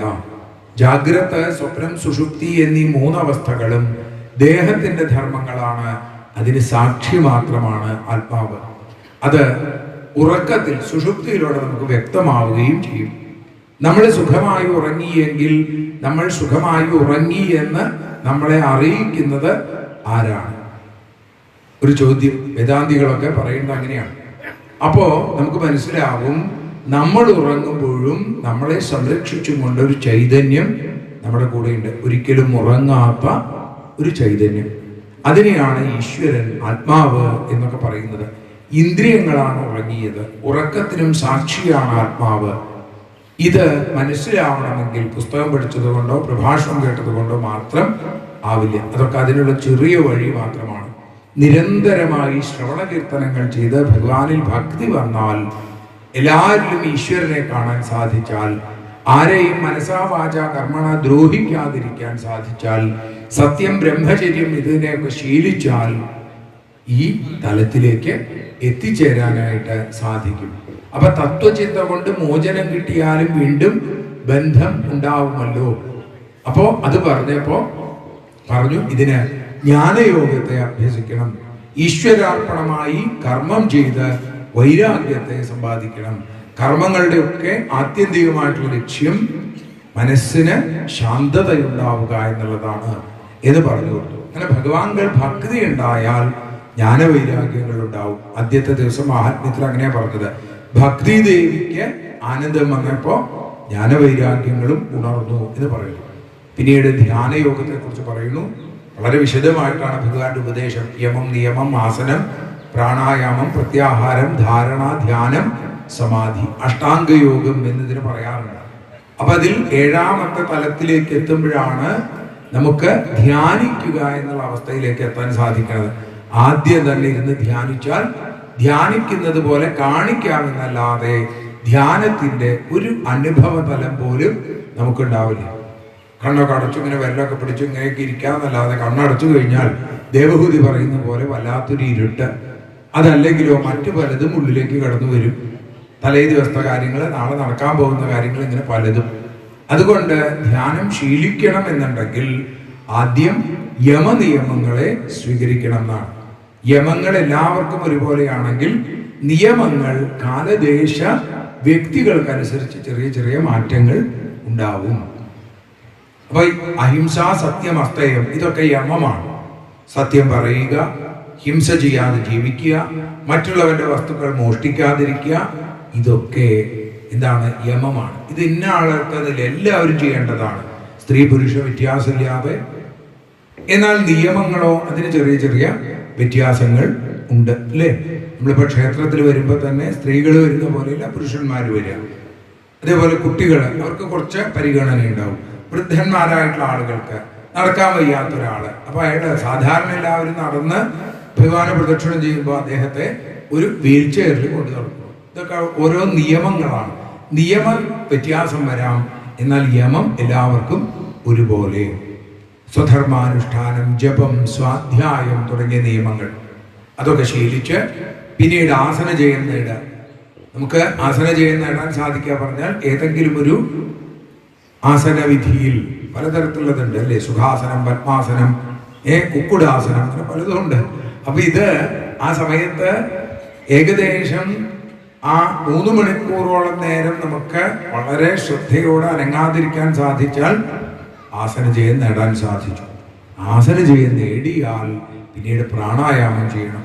വായുവിനെ നാഡീഞരമ്പുകളെ വേണ്ട പോലെ ശുദ്ധമാക്കുന്നതാണ്.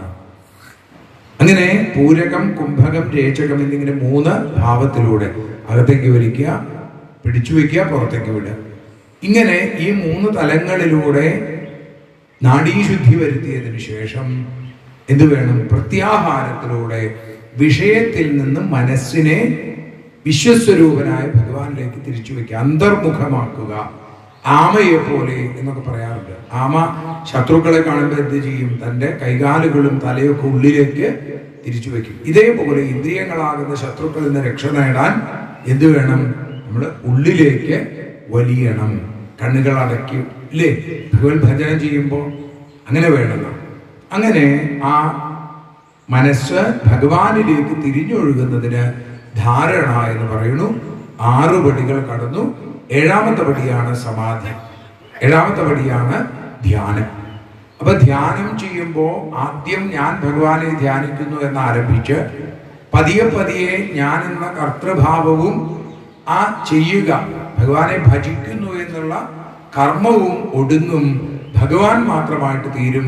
സാധകൻ, അയാളുടെ ബുദ്ധി സമമായിട്ട് തീരും. ഇതിനാണ് സമാധി എന്ന് പറയുന്നത്. അപ്പൊ ഏത് രൂപത്തിലാണോ നമുക്ക് ഭഗവാനെ ഭജിക്കാൻ ഇഷ്ടം ആ രൂപത്തിലാവാം. ഇവിടെ കൊടിക്കുന്നിലമ്മയായിട്ട് ഭജിക്കണമെങ്കിൽ അങ്ങനെ ഭജിച്ചോളൂ. ഗുരുവായൂരപ്പനാണെങ്കിൽ അങ്ങനെ, ശബരിമല ശ്രീധർമ്മശാസ്താവായിട്ടാണ് മോഹെങ്കിൽ അങ്ങനെ ഭജിച്ചോളൂ. ഇനി ഇതൊന്നുമല്ല, ആ നിർഗുണ പരബ്രഹ്മമായിട്ട് ഭഗവാനെ ഭജിക്കാൻ കഴിയുന്നുണ്ടെങ്കിൽ അങ്ങനെ, ഗണപതി ആണെങ്കിൽ അങ്ങനെ, സരസ്വതി ആണെങ്കിൽ അങ്ങനെ, ഏത് രൂപത്തിൽ ഭജിച്ചാലും വിരോധമില്ല. കാരണം ഏകം സദ്വിപ്രാ ബഹുധാ ഭവന്തി ബഹുധാ വദന്തി. അപ്പോൾ ഒരേ ഒന്നിനെ പലതായിട്ട് പറയുന്നത് പോലെ, പലതായിട്ട് തീരുന്നത് പോലെ, പലതായിട്ട് കാണുന്നത് പോലെ വസ്തു ഒന്നേയുള്ളൂ, രൂപവും നാമവും വ്യത്യാസം. അങ്ങനെ ആ സമാധിയിലേക്ക് എത്തുന്നു. വീണ്ടും ചിലപ്പോൾ നമ്മൾ അതിന് താഴേക്ക് വരും. വീണ്ടും ഇതേ പ്രക്രിയ ചെയ്തുകൊണ്ടേയിരിക്കണം. അപ്പോഴാണ് ശാന്തത വരിക, ജീവൻ മുക്താവസ്ഥ എന്ന് മനസ്സിലാവുന്നു. അപ്പൊ നമ്മൾ ഞാൻ എന്ന് പറയുമ്പോൾ മമതയ്ക്ക് ആസ്പദമായ ഭാര്യ, മക്കള്, ധനം, വീട് ഇതൊന്നും താനല്ല, തൻ്റേതാണെന്നാണ് നമുക്ക് തോന്നുന്നത്. ഇതേപോലെ ഈ ദേഹവും താനല്ല എന്ന ബോധ്യത്തിലേക്ക് എത്തണം. അപ്പോ അഹന്തയില്ലാതെയാവും. അത് കഴിയുമ്പോൾ ഇതൊക്കെ തൻ്റേതാണെന്നുള്ള ചിന്ത കൂടി മറയുമ്പോൾ മമതയും ഇല്ലാതെയാവും. ഇതാണ് ജീവൻ മുക്താവസ്ഥ എന്ന് പറയുന്നത്. പിന്നെ ഭക്തിയോഗത്തെ കുറിച്ച് പറഞ്ഞു. ഭക്തിയോഗം പലതരത്തിലുണ്ട്. അതിൻ്റെ സ്വഭാവം അനുസരിച്ച് രജോ ഗുണം, തമോ ഗുണം, സത്വഗുണം ഇതനുസരിച്ച് ഭക്തിയിലും വ്യത്യാസമുണ്ട്. തമോ ഗുണപ്രധാനികളുടെ ഭക്തി താമസ ഭക്തിയാണ്, അല്ലെങ്കിൽ പ്രാകൃത ഭക്തിയാണ്. അധമ ഭക്തി എന്ന് പറയുന്നില്ല. കാരണം എന്താ? പ്രാകൃത ഭക്തിയിൽ അധമത്വം കൽപ്പിക്കാൻ സാധിക്കില്ല. ഏതെങ്കിലും ഒരു വിധത്തിൽ ഭഗവാനെ ഭജിക്കുന്നു. അപ്പോൾ അത്തരത്തിലുള്ള ആളുകൾ മറ്റുള്ളവരൊക്കെ നശിക്കാനൊക്കെ ആയിട്ട് ഭഗവാനെ ഭജിക്കും. അതാണ് തമോ ഗുണാധിക്യമുള്ള ഭക്തി, താമസ ഭക്തി. രാജസ ഭക്തി അവനവനെ ഗുണം ഉണ്ടാവണമെന്ന് വിചാരിച്ചിട്ടുള്ളതാണ്, അത് മധ്യമ ഭക്തിയാണ്. എന്നാൽ സാത്വിക ഭക്തിയിൽ മുക്തി വേണം എന്ന ഒരു സത്വഗുണപ്രധാനമായിട്ടുള്ള ഉത്തമമായ ഭക്തി മാത്രമേ ഉണ്ടാവുള്ളൂ. എന്നാൽ ഈ ഉത്തമമായ ഭക്തിയേക്കാൾ ശ്രേഷ്ഠമാണ് ഉത്തമോത്തമമായ ഭക്തി. വൃത്രാസുരനൊക്കെ പറയുന്നത് പോലെ നാഗപൃഷ്ടം, ന പാരമേഷ്ഠ്യം, ന സാർവഭൗമം, ന രസാധിപത്യം, ന യോഗസിദ്ധിരപുനർഭവം വാ. ഇതൊന്നും എനിക്ക് വേണ്ട, ഭഗവാനെ മാത്രം മതി എന്ന തലത്തിലേക്ക് എത്തുന്നതാണ് നിഷ്കാമ ഭക്തി. ആ ഭക്തിയിലേക്ക് എത്താതിരിക്കുന്നിടത്തോളം കാലം ഉള്ളിൽ ഭയമുണ്ടാവും. കാലചക്രമായ ആ ഭഗവാന്റെ സുദർശന ചക്രത്തിൽ ഈശ്വര വിമുഖന്മാർ നട്ടം തിരിയും.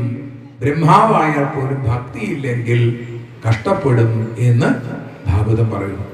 ഈശ്വര ഭക്തി ഇല്ലാത്ത ആളുകൾ നരകദുഃഖം അനുഭവിക്കും. അത് രണ്ട് തരക്കാരുണ്ട്. ഭക്തി എന്താണെന്ന് അറിയാത്തവരുണ്ട്, അതേപോലെ എങ്ങനെയാണ് ഭജിക്കേണ്ടത് എന്നറിയാത്തവരും. അപ്പോ ആ ഭജിക്കേണ്ടത് എങ്ങനെയാണെന്ന് അറിയാത്ത ആളുകൾ അവരുടെ കാര്യം ഒരു പക്ഷേ ചിലപ്പോൾ സജ്ജനങ്ങളുമായിട്ടുള്ള സംസർഗം കൊണ്ട് വളരെ പെട്ടെന്ന് അവര് ഭക്തന്മാരായിട്ട് തീരും.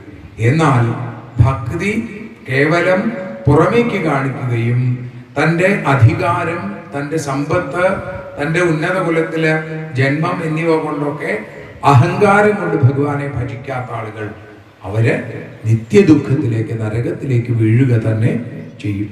ഇങ്ങനെ നരകത്തിൽ വീഴുന്ന ജീവൻ വളരെ കാലം താമിശ്രം, അന്ധതാമിശ്രം, രൗരവം, മഹാരൗരവം, കുംഭീഭാഗം തുടങ്ങിയ നൂറുകണക്കിന് ആയിരക്കണക്കിന് നരകങ്ങളിൽ ഹിമാലയത്തിൽ താമസിച്ച് നരകദുഃഖങ്ങളൊക്കെ അനുഭവിച്ച് വീണ്ടും മനുഷ്യജന്മം കിട്ടും. ഭഗവാൻ പറയുകയാണ്, നരകത്തിൽ നിന്ന് മടങ്ങുന്ന ജീവൻ 7.5 കോടി ജന്മം വൃക്ഷലതാദികളായും പക്ഷിമൃഗാദികളായും കഴിഞ്ഞതിന് ശേഷം ഈശ്വര കൃപ കൊണ്ട് മനുഷ്യൻ കഴിക്കുന്ന ഭക്ഷണത്തിലെ ആ ഊർജം രേതസ്സായി, പുരുഷന്റെ രേതസ്സായി മാറി അത് ആ സ്ത്രീയുടെ അണ്ഡവുമായി ചേർന്ന് മാതൃഗർഭത്തിലേക്ക് എത്തുന്നു. ഒരു ജീവന്റെ തുടക്കം അവിടെയാണ്. കലലം തു ഏകരാത്രേണ പഞ്ചരാത്രേണ ബുദ്ബുദം. ആ അണ്ഡവും രേതസ്സും ചേരുന്ന സമയം അതിന് പറയുന്ന പേര്, അന്ന് രാത്രി അതിന് കലലം എന്നും 5 രാത്രിയിൽ അത് ബുദ്ബുദം, ഒരു അണ്ഡം പോലെ ആവണു. 1 മാസത്തിൽ ശിരസ്സുണ്ടാവണു, 2-ാം മാസത്തിൽ കൈകാലുകൾ ഉണ്ടാവണു, 3-ാം മാസത്തിൽ സ്ത്രീ പുരുഷ ഭേദം ഉണ്ടാവണം. എന്തെങ്കിലും മാറ്റം ഇപ്പോഴത്തെ ശാസ്ത്രം പറയുന്നുണ്ടോ? ഇല്ല. ഭാഗവതം അന്ന് തന്നെ എഴുതി വെച്ചു. ഒരു സ്കാനിങ്ങും ഇല്ലാത്ത കാലത്താണ് പറയുന്നത് 3-ാമത്തെ മാസത്തിൽ സ്ത്രീ പുരുഷ ഭേദം ഉണ്ടാവുന്നു. ലിംഗവ്യത്യാസം ഉണ്ടാവുന്നത് 3-ാമത്തെ മാസത്തിലാണ്. 4-ാമത്തെ മാസത്തിൽ സപ്തധാതുക്കൾ ഉണ്ടാവുന്നു. 5-ാമത്തെ മാസത്തിൽ വിശപ്പും ദാഹവും ഉണ്ടാവുന്നു.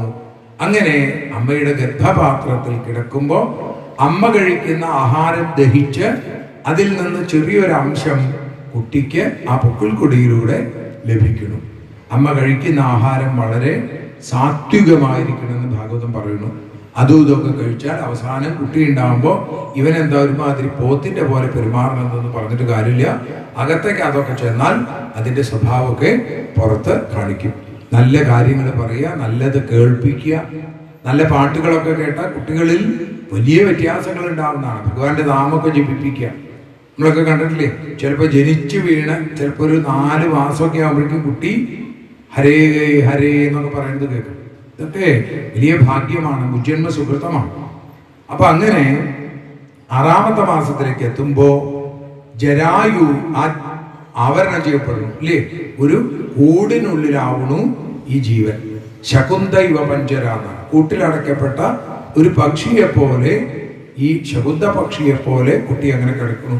തലയൊക്കെ താഴ്ത്തി, കൈയൊക്കെ കൂപ്പി, വിഷമിച്ച്, നാഡീഞരമ്പുകളാൽ ചുറ്റപ്പെട്ട്, അമ്മയുടെ ഉള്ളിലുള്ള ജഠരാഗ്നിയുടെ ചൂട് തട്ടി, അതേപോലെ തന്നെ ആ പലതരത്തിൽ പുഴുക്കളുടെ കടി, മാതാവ് കഴിക്കുന്ന ഭക്ഷണത്തിന്റെ എരിവ്, പൊളി, അതൊക്കെ ദേഹത്ത് തട്ടുമ്പോണ്ടാകുന്ന വേദന, ഇതൊക്കെ കൊണ്ട് ദുഃഖിച്ച് കഴിയണു ഒരു ജീവൻ. അമ്മയുടെ ദുഃഖത്തെക്കുറിച്ച് എല്ലാവരും പറയാറുണ്ട്. കുട്ടിയുടെ ദുഃഖത്തെക്കുറിച്ച് ഭാഗവതാണ് പറയുന്നത്. വലിയ ബുദ്ധിമുട്ടാണ് അതിനകത്ത് നിന്ന്. അങ്ങനെ ഇരിക്കുന്ന സമയത്ത് കുട്ടി ഭഗവാനോട് പ്രാർത്ഥിക്കും. ജന്തുരുവാച എന്ന് പറഞ്ഞ് കാണാവിടെ. എന്താ പ്രാർത്ഥിക്കേണ്ടത്? ഭഗവാനെ, മുജ്ജന്മത്തിലൊക്കെ എനിക്ക് ഒരുപാട് തെറ്റുപറ്റി, ഇനി ഞാൻ അവിടുത്തെ വിട്ട് ഒരിടത്തേക്കും പോയില്ല, നാമം ജപിച്ചോളാം, ഭഗവാനെ ഭജിച്ചോളാം എന്നൊക്കെ പറഞ്ഞ് അവസാനം 9 മാസം കഴിഞ്ഞാൽ, അല്ലെ, ആ പ്രസൂതിമാരുതന്റെ ഗർഭവായുവിന്റെ തള്ളലിൽ അമ്മയുടെ ഗർഭപാത്രത്തിൽ നിന്നും പുറത്തേക്ക് വരുന്ന കുഞ്ഞ് ഭൂസ്പർശം കിട്ടുമ്പോ ആദ്യം തന്നെ പറയും ഇല്ല ഇല്ല ഇല്ല. ആദ്യം പറയുന്ന വാക്ക് തന്നെ അതാണ്. കരയുമ്പോ കേട്ടിട്ടില്ലേ? ഇല്ല ഇല്ലേ ഇല്ലേ ഇല്ലേ ഇല്ലേ ഇല്ലേ എന്ന് പറയുകയാണ് കുട്ടി. ഞാൻ പറഞ്ഞതൊന്നുമില്ല, ഇനി പഴയ പോലെ ജീവിക്കാൻ പോവുകയാണ്. അങ്ങനെ ഇനി കുട്ടി കരഞ്ഞില്ലെങ്കിൽ ആരെങ്കിലുമൊക്കെ നുള്ളിയോ അടിച്ചോ ഒക്കെ കരയിപ്പിക്കുകയും ചെയ്യും. അങ്ങനെ കുട്ടി പിന്നെ എന്തായി, കുറെ കാലം മലന്നു കിടക്കും, കുറച്ച് കഴിഞ്ഞ് കമന്ന് കിടക്കും, അത് കഴിഞ്ഞാൽ മുട്ടുകുത്തും, പിന്നെ എഴുന്നേറ്റ് നിൽക്കും, നടക്കാൻ തുടങ്ങും. ഈ സന്ദർഭത്തിൽ കുട്ടി അനുഭവിക്കുന്ന ദുഃഖങ്ങൾ വലിയ ദുഃഖമാണ്. പായയിൽ കിടന്നിരുന്ന കാലത്ത് മൂത്രം ഒഴിച്ചു കഴിഞ്ഞാൽ അമ്മ വന്ന് തുടച്ചു കളഞ്ഞാൽ, അല്ലെങ്കിൽ ആ തുണിയൊന്ന് നീക്കിയിട്ട് തന്നാൽ കുറച്ച് ആശ്വാസം ഉണ്ടാവുള്ളൂ. ഇന്നത്തെ കുട്ടികളുടെ കഥ ആലോചിച്ച് നോക്കൂ. കാലത്ത് എഴുന്നേൽക്കുമ്പോഴേക്കും തുറന്നിരിക്കേണ്ട ഭാഗങ്ങളൊക്കെ അടച്ചു വയ്ക്കും. കുട്ടികളുടെ ബുദ്ധിമുട്ട് ആലോചിച്ച് നോക്കൂ. താൻ നിരന്തരം ചെയ്യുന്ന പാപങ്ങൾ താൻ അനുഭവിക്കണം എന്നാണ്. അപ്പൊ ഇങ്ങനെയൊക്കെ ചെയ്യുന്ന ആളുകൾ അവസാനം അവരവരുടെ വയസ്സുകാലത്ത്, അവരുടെ കുട്ടിക്കാലത്ത് ഇതൊന്നും ഉണ്ടായില്ല. വയസ്സാവുമ്പോൾ എന്തുണ്ടാവും? നമുക്കും ഇതേപോലത്തെ ഒരു സാധനങ്ങളൊക്കെ ഇട്ട് ഇങ്ങനെ മലന്ന് കിടക്കേണ്ടി വരും. പുഴുക്കളുടെ കടി, അല്ലെ ഉറുമ്പുകൾ കടിക്കണം, ഇങ്ങനെ പല പല പ്രശ്നങ്ങളും അനുഭവിക്കേണ്ടി വരും. അപ്പൊ ഈ കുട്ടികള് ഇങ്ങനെ ആയത്, കുട്ടികളുടെ പ്രത്യേകത എന്താ നോക്കിയിട്ടുണ്ടോ? കുട്ടികൾ അവിടെ ഇരിക്കാൻ പറഞ്ഞിരിക്കില്ല, അങ്ങോട്ട് ചാടുക ഇങ്ങോട്ട് ചാടുക. അത് മനുഷ്യന് ആയുസ് കുറവുണ്ടായിരുന്ന സമയത്ത് ഒരു മൃഗത്തിൽ നിന്ന് കുറച്ച് ആയുസ് മേടിച്ചു അത്രേ. ഒരു വാലൊക്കെ ഉള്ള ഒരു വിദ്വാന്റെ കയ്യിൽ നിന്ന്. അയാളാണ് ഈ ഇടിച്ചു കാണിക്കലും മരത്തിന്റെ മുകളിൽ കയറലും ഒക്കെയുള്ള ആള്. കുട്ടികളുടെ സ്വഭാവം കുറച്ചു കാലം അങ്ങനെയാണ്. പിന്നീടുള്ള കാലം എപ്പോഴും ഓട്ടമാണ്. എങ്ങടെ ഓടണമെന്ന് ചോദിച്ചാൽ നിശ്ചയില്ല, ഓടിക്കൊണ്ടേയിരിക്കുന്നു. അങ്ങനെ ഓടി ഓടി ഓടി. അപ്പോ ആ കാലം ഒരു കുതിരയിൽ നിന്ന് കടം കൊണ്ടതാണത്രേ. കുറച്ച് കഴിയുമ്പോഴേക്കും കണ്ടാൽ കുതിരയാണെന്നൊക്കെ തോന്നും, അത്ര ശക്തിയില്ല, ഓടാൻ വയ്യ. കാരണം എന്താ? പുറത്ത് വലിയൊരു ഭാരം, കുടുംബ ഭാരം ഭേസി ഒരു കഴുതയെ പോലെ പിന്നെ കുറെ കാലം ജീവിക്കുന്നു. അത് കഴിയുമ്പോഴോ പിന്നെ എനിക്ക് നടക്കാൻ പോലും വയ്യാതെയാകുമ്പോ ഉമ്മറത്തെ ഈസി ചെയറിൽ കൊണ്ടുപോയി കിടത്തും. ഏതുപോലെ എന്നാ പറയണത്? അത് കുട്ടികൾ ചിലപ്പോ നമ്മളോട് നേരിട്ട് പറയും, മനസ്സിലാക്കിക്കൊള്ളണം. എന്താ അത്? ചിലപ്പോ എന്തെങ്കിലുമൊക്കെ പറയുമ്പോ സപ്താഹം ഒന്ന് കൊണ്ടുപോകുന്നൊക്കെ പറയുമ്പോഴാവും പറയാ, കാർന്നോര് അമ്മ കുരയ്ക്കാണ്ട് അവിടെ കിടന്നോളൂ എന്ന് പറയും. അപ്പോ സ്വഭാവം അതിൻ്റെയാണ്. മുമ്പിൽ കാവൽ നായയെ പോലെ കിടക്കേണ്ടി വരും. അതും കഴിഞ്ഞാൽ കുറച്ച് കഴിഞ്ഞാലോ പിന്നെ എടുത്ത് അകത്തേക്ക് കൊണ്ടുപോകും. ഇവിടെ കിടത്തി കഴിഞ്ഞാൽ ആളുകളൊക്കെ വരുമ്പോ കണ്ടാലൊരു ഭംഗിയില്ല, ദേഹത്തൊരു വസ്ത്രവും ഇല്ല, ഇങ്ങനെയൊക്കെ കിടത്താൻ പറ്റും. അപ്പൊ അകത്ത് കൊണ്ടുപോയി ഒരു കിടക്കയിൽ കൊണ്ടുപോയി കിടത്തും. ഭക്ഷണമൊക്കെ ഇവിടെ തന്നോളാന്ന് പറയും. അപ്പൊ കുട്ടികൾ വന്നിട്ട് നേരത്തെ പറഞ്ഞ ആളുകളില്ലേ, ആ ഇവരുടെ മക്കള്, അടുത്ത ആളുകള്, അവര് പിരിപ്പിക്കപ്പെടുത്തില്ലാണ്ട് ഓടി നടക്കുകയാണ്. ഓടി വരുമ്പോ മുത്തശ്ശനെ വന്നൊന്ന് തൊടും, മുത്തശ്ശിയെ വന്നൊന്ന് മാന്തും, ചിലപ്പോൾ ഒരു ഉമ്മ കൊടുക്കും. മുത്തശ്ശി എന്നൊക്കെ വിളിക്കുമ്പോ എന്ന് പറഞ്ഞൊരു ശബ്ദം. മൂങ്ങയുടെ കാലമാണത്രേ പിന്നെ കിട്ടിയത്. ഇങ്ങനെ മനുഷ്യനായി ജീവിക്കാൻ സമയം കിട്ടാറില്ല പലപ്പോഴും. അങ്ങനെ ഒരുപാട് പാപങ്ങൾ ചെയ്ത് വയസ്സാവുമ്പോഴേക്കും ആഗ്രഹങ്ങൾ ഇങ്ങനെ കൂടിക്കൂടി വരും. വിചാരിച്ച കാര്യമൊന്നും നടക്കണില്ല. മുമ്പ് വലിയ പുലിയായിരുന്നു, ഇപ്പോ ആരും ഈ പുലിയെ അംഗീകരിക്കണില്ല. ഒരു കടലാസ് പുലിയേക്കാൾ കഷ്ടമാണ്. രോഗങ്ങളുണ്ട്. എന്തെങ്കിലും കഴിക്കണം എന്ന് വിചാരിച്ചാൽ നല്ല മനോഹരമായിട്ടുള്ള ആ ഉണ്ണിയപ്പം ഉണ്ടാക്കി വെച്ചേക്കണു നെയ്യില്, അതിങ്ങനെ എടുക്കാൻ പുറപ്പെടുമ്പോഴേക്കും എടുക്കരുത്, ഷുഗർ 317 എന്നൊക്കെ പറയാൻ ആളുകളുണ്ടാവും. അത് കഴിക്കാൻ നിവൃത്തിയില്ല. പഞ്ചാര പായസം കഴിക്കാൻ നിവൃത്തിയില്ല. എണ്ണയിൽ പൊരിച്ചതൊന്നും കഴിക്കാൻ പറ്റില്ല, കൊളസ്ട്രോള് വർദ്ധിച്ചേക്കാണ്. അപ്പോ ജീവിക്കുക എന്നുള്ളത് ചത്തതിനൊക്കുമേ ജീവിച്ചിരിക്കലും എന്ന പോലെ അങ്ങനെ കുറെ കാലം ജീവിക്കുന്നു മാത്രമേ ഉള്ളൂ. എന്തായാലും രോഗശൈലിയിലേക്കൊക്കെ എത്തുമ്പോഴേക്കും അന്യര് സഹായിക്കണം, വലിയ ബുദ്ധിമുട്ട്. സ്വന്തം എന്ന് വിചാരിച്ച പലരും ഇതാ നഷ്ടപ്പെട്ടു തുടങ്ങിയിരിക്കുന്നു. ഇങ്ങനെ വേദനകൾ കൊണ്ട് വിഷമിക്കും. പണ്ടൊരിക്കൽ ഒരു സ്ഥലത്ത് എന്തുണ്ടാക്കിയെന്നാ പറഞ്ഞത്? പായസം ഉണ്ടാക്കിക്കൊണ്ടിരിക്കുകയാണ്. കാരണവർക്ക് മനസ്സിലായി അവിടെ പായസം ഉണ്ടാക്കുന്നത്. അപ്പൊ ചോദിച്ചു, ഇവിടെ എന്താ ഉണ്ടാക്കണത് എന്ന് ചോദിച്ചപ്പോ പറഞ്ഞു, അത് ഞങ്ങൾ കുറച്ച് പഴയ വസ്ത്രം പുഴുങ്ങുകയാണെന്ന് പറഞ്ഞു. അപ്പൊ കാരണവർ പറഞ്ഞു ശരി എന്ന് പറഞ്ഞു. ഇതൊക്കെ കഴിഞ്ഞ് കുട്ടികള് പായസം എടുക്കാൻ വേണ്ടി ചെന്ന് കയ്യിലിട്ടിട്ട് ഇതിലിങ്ങനെ ഇളക്കി നോക്കിയപ്പോ ഇതാ ഒരു പഴയൊരു തുണിക്കഷ്ണം കിട്ടി. അപ്പോ ഇതെന്താണാവോ എന്ന് വിചാരിച്ചു നോക്കിയപ്പോ അച്ഛൻ മുഖം തുടയ്ക്കാനൊക്കെ ഉപയോഗിക്കുന്ന തുണിയാണ്. അപ്പോ ചെന്ന് ചോദിച്ചു, ഇതേ ആരാ അതിൻ്റെ ഉള്ളിൽ കൊണ്ടിട്ടത്? നിങ്ങൾ അവിടെ എന്തോ തുണി പുഴുങ്ങണ്ടെന്ന് പറഞ്ഞു. അപ്പൊ ഞാൻ അതിൽ കൊണ്ടിട്ടു എന്ന്. അച്ഛൻ്റെ സൂത്രം എങ്ങനെയുണ്ടോ ആലോചിച്ച് നോക്കൂ. അപ്പൊ കഴിക്കാൻ പറ്റാത്തതിന്റെ വിഷമം മറ്റുള്ളവരുടെ കീഴിൽ ജീവിച്ചിട്ടേ ഇല്ല. ഇപ്പോ അതിന്റെ ബുദ്ധിമുട്ടുകളെ ഇങ്ങനെ വിഷമിച്ച് മരണശൈലിയിൽ മലന്നു കിടക്കുമ്പോ യമകിങ്കരന്മാർ വന്ന് അവരെ ഇതാ കൊണ്ടുപോകുമ്പോഴേക്കും പേടിച്ച് മലമൂത്ര വിസർജനമൊക്കെ ചെയ്ത് ആ യാതനാദേഹത്തിൽ ബന്ധിച്ച് യമലോകത്തിലേക്ക് എത്തിക്കും. അവിടെയും നിരവധി നരക ദുഃഖങ്ങൾ അനുഭവിക്കേണ്ടി വരും. ഭഗവൻ ഭക്തിയില്ലാതെ കേവലം അവനവന്റെ കേമത്തിനു വേണ്ടി വിഷയാസക്തിയോടുകൂടി പരിശുദ്ധമായ പുണ്യകർമ്മങ്ങൾ ചെയ്താൽ അത് വിഷത്തിന്റെ ഫലമാണ് ചെയ്യുക എന്ന് പറയുന്നു. അതുകൊണ്ട് ഫലമുണ്ടാവില്ല, ദുഃഖം വിട്ടുമാറില്ല. അപ്പൊ ജ്ഞാന യജ്ഞങ്ങളെ കൊണ്ട് ദേവന്മാരെയും ശ്രാദ്ധാദി പിതൃകർമ്മങ്ങൾ കൊണ്ട് പിതൃദേവന്മാരെയും തൃപ്തിപ്പെടുത്തും. അയാൾ അതാത് ലോകങ്ങളിലേക്ക്, ദേവലോകത്തിലേക്കും പിതൃലോകത്തിലേക്കും പോകും. അവിടുത്തെ പുണ്യം തീർന്നാൽ വീണ്ടും അധപ്പതിക്കും. അപ്പൊ നിഷ്കാമകർമ്മം ചെയ്യുന്നവനാണെങ്കിലും ഭഗവൽ ഭക്തിരസം കൊണ്ട് ആർദ്രചിത്തനാകുന്നില്ലെങ്കിൽ, ഭഗവാൻ പ്രത്യേകമായിട്ട് പറഞ്ഞു, ആ പ്രേമഭക്തി ഉണ്ടാകുന്നില്ലെങ്കിൽ സത്യത്തിൽ അയാൾക്ക് നരകദുഃഖം അനുഭവിക്കേണ്ടി വരും, വൈകുണ്ഠത്തിലേക്ക് എത്താൻ സാധിക്കില്ല എന്ന് പറയുന്നു. ഈ കപിലോപദേശം ശ്രദ്ധിച്ചു കേട്ടാൽ ജ്ഞാനവൈരാഗ്യങ്ങൾ ഉണ്ടാവും. നമ്മുടെ ജീവിതവുമായി ഭാഗവതത്തെ ചേർത്തു വെക്കണം എന്ന് ഭാഗവതം പറയുകയാണ്.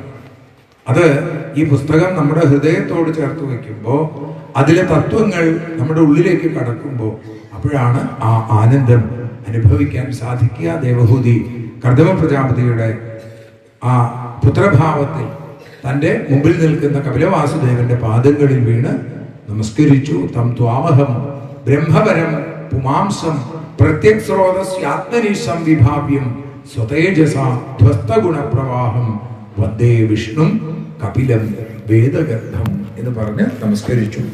അമ്മയ്ക്ക് അറിയേണ്ടതൊക്കെ അറിയാൻ സാധിച്ചു എന്ന് ഭഗവാൻ ഉറപ്പായി. കാരണം ഭഗവാനാണ് പറഞ്ഞു കൊടുത്തത്, അല്ലേ? അങ്ങനെ ആ ഭഗവാൻ അമ്മയെ അനുഗ്രഹിച്ചു. ദേവഹൂതി അവിടുന്ന് യാത്രയായി. ദേവഹൂതിയുടെ ദേഹം ഒരു നദിയായി മാറിയെന്നും ദേവഹൂതി ശരീരം ഉപേക്ഷിച്ചിടം അത് സിദ്ധപദം എന്ന് അറിയപ്പെട്ടു തുടങ്ങി എന്നും പറഞ്ഞു. യൈത മനുഷ്യനോതി യോഭിധത്തെ കപിലമുനേർമതം ആത്മയോഗ ഗുഹ്യം ഭഗവതി കൃതധി സുപർണകേതാവുപലഭത്തെ. ഭഗവൽ പദാരവിന്ദം എന്ന ഫലശ്രുതി കൂടി പറഞ്ഞുകൊണ്ടാണ് അവിടെ ആ കപിലോപദേശം അവിടെ സമർപ്പിക്കുന്നത്.